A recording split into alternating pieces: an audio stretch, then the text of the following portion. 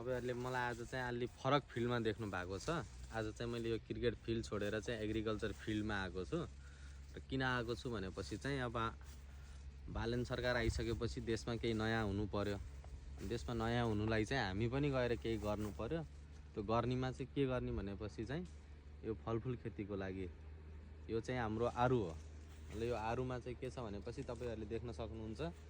यो आरुमा चाहिँ तपाईले झुप्प फलेको देख्नु भएको हुन्थ्यो होला। 7-8 वटा 9-10 वटा हामी चाहिँ नेपालमा त्यस्तरी फलाउँछौं, जो चाहिँ ठिक्क सानो साइजमा हुन्छ। तर यहाँ चाहिँ यो यस्तरी चाहिँ एउटा हाँगामा देख्न सक्नुहुन्छ। यो ठुलो हाँगा भएर दुईटा, यो सानो हाँगा, यो पनि ठुलो हाँगा छ, यसमा पनि दुईटा छ, यो सानो हाँगा भएर एउटा छ। यो किन यस्तरी फलाएको हो भनेपछि चाहिँ जस्तै एउटै हाँगामा चाहिँ 4-5 वटा फलाउँदाखेरि चाहिँ त्यो 4-5 वटालाई चाहिँ यो हाँगाले चाहिँ पोषण दिन सक्दैन र यो चाहिँ राम्रो हुँदैन, ठुलो हुँदैन, त्यो गुणस्तरको हिसाबले चाहिँ यो फल्दैन।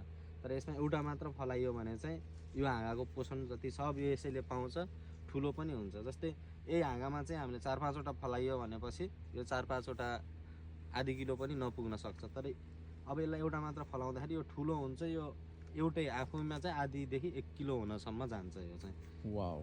त्यही भएर चाहिँ यो यस्तरी फलाउँदा बेटर हुन्छ। किनभने एकैचोटि 4 वटा बालबच्चा हुर्काउँदाखेरि पनि गाह्रो हुन्छ नि त। त्यसमा एउटा हुर्काउँदाखेरि उसलाई चाहिने सबै कुराहरू दिन सकिन्छ। यो पनि सेम त्यही हो। यसलाई पनि चाहिने सबै कुराहरू, पोषण तत्त्वहरू जति पनि जुन छ यो हाँगाबाट यसले प्राप्त गर्ने भएको हुनाले एउटा फलाइन्छ। एउटै आधी 1 किलोको हुन्छ। यो हाँगामा अरू भन्दाखेरि चाहिँ यो एउटै हुन्छ। त्यही भएर हामीले चाहिँ तल देख्न सक्नुहुन्छ भुइँमा चाहिँ हाम्रो चाहिँ सर्लक्क गरेर चाहिँ झार्छौँ हामी।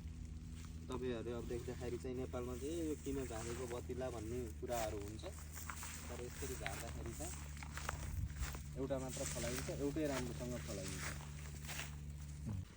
त्यही भएर चाहिँ अब चाहिँ हामी नेपाली कृषकहरूलाई म के भन्न चाहन्छु भने चाहिँ अब चाहिँ देखि चाहिँ जहिले पनि बालबच्चाहरू आउँछन् नि टिप्नको लागि चाहिँ त्यो झुप्प हुन्छ। अब टिपेर फालिरहँदा समय पनि खेर हुन्छ। त्यही भएर चाहिँ टिप्न चाहिँ टिपा बाबु, तर एउटा हाँगामा एउटा चाहिँ छोडिदेऊ है भनिदिएपछि चाहिँ त्यो अझ बेटर हुन्छ। अनि देख्न सक्नुहुन्छ हामीले यसरी यो कभर के लगाएको भन्नुभयो होला, आरु देखिया छैन तर कभर चाहिँ लगाएको भन्नुहुन्छ होला। यो कभर चाहिँ किन लगाइएको भनेपछि अब एउटै हुन्छ, ठुलो हुन्छ र त्यसलाई चाहिँ अब दाग चोटपटक चाहिँ नलागोस्, राम्रोसँग फलोस् भनेर चाहिँ यसलाई कभर लगाइन्छ।